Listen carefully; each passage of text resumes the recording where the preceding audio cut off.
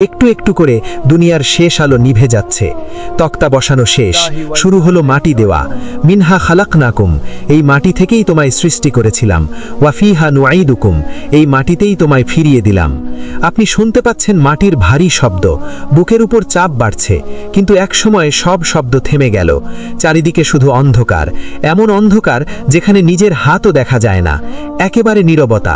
রাসূলুল্লাহ সাল্লাল্লাহু আলাইহি ওয়াসাল্লাম বলেছেন, মৃত ব্যক্তি তখন স্বজনদের চলে যাওয়ার জুতার শব্দও শুনতে পায়। আপনি শুনছেন বাবা, ভাই, বন্ধুরা আপনাকে একা ফেলে চলে যাচ্ছে। যে দুনিয়ার জন্য সারাটা জীবন এত কিছু করেছেন, সেই দুনিয়া আজ আপনাকে মাটির নিচে রেখে উপরে হেঁটে চলে যাচ্ছে। ঠিক তখন ঘটবে এক অনিবার্য ঘটনা। কবর আপনাকে দুই পাশ থেকে চাপ দেবে। হাদিসে এসেছে, এমন কোনো মানুষ নেই যে কবরের এই চাপ থেকে রেহাই পাবে, এমনকি মাসুম বাচ্চারাও নয়। মুমিন হলে মা যেমন সন্তানকে মায়া নিয়ে জড়িয়ে ধরে, কবর আপনাকে সেভাবে আলতো চাপ দেবে। কিন্তু অবাধ্য বান্দা হলে মাটি দুই পাশ থেকে এমনভাবে চেপে ধরবে যে এক পাঁজরের হাড় অন্য পাঁজরের ভেতরে ঢুকে যাবে। আপনি চিৎকার করে আর্তনাদ করবেন, কিন্তু মাটির দেওয়াল ভেদ করে সেই চিৎকার বাইরে যাবে না। আপনি এখন সম্পূর্ণ একা, একেবারে সঙ্গীহীন, আলোহীন, নির্জন কবরে। আপনার নিস্তব্ধতা ভেঙে দিতে উপস্থিত হবেন দুইজন ফেরেশতা, মুনকার ও নাকির। তাদের চেহারা এত ভয়ঙ্কর যে হাদিসে বলা হয়েছে পাহাড়ও তাদের দেখে কেঁপে ওঠার কথা। তাদের হাতে বিশাল লোহার হাতুড়ি। তারা আপনাকে ধমক দিয়ে উঠিয়ে বসাবেন। কোনো ভনিতা নেই। শুরু হবে আপনার অনন্ত জীবনের পাশ ফেল নির্ধারণের পরীক্ষা। প্রথম প্রশ্ন, মান রব্বুকা, তোমার রব কে? দ্বিতীয় প্রশ্ন, মা দীনুকা, তোমার দিন কি ছিল?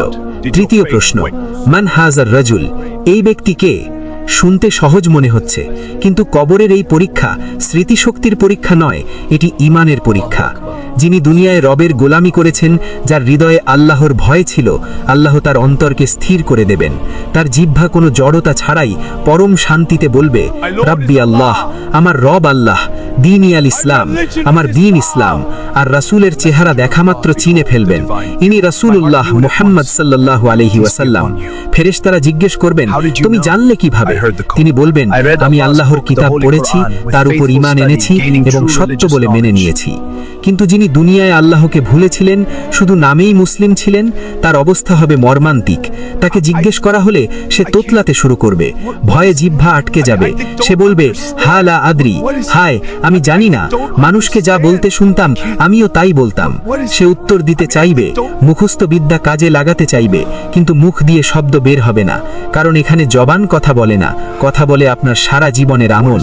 সে পরপর তিনটি প্রশ্নেরই জবাব দিতে অক্ষম হবে, এমনকি রাসূলের অবয়ব দেখলেও চিনতে পারবে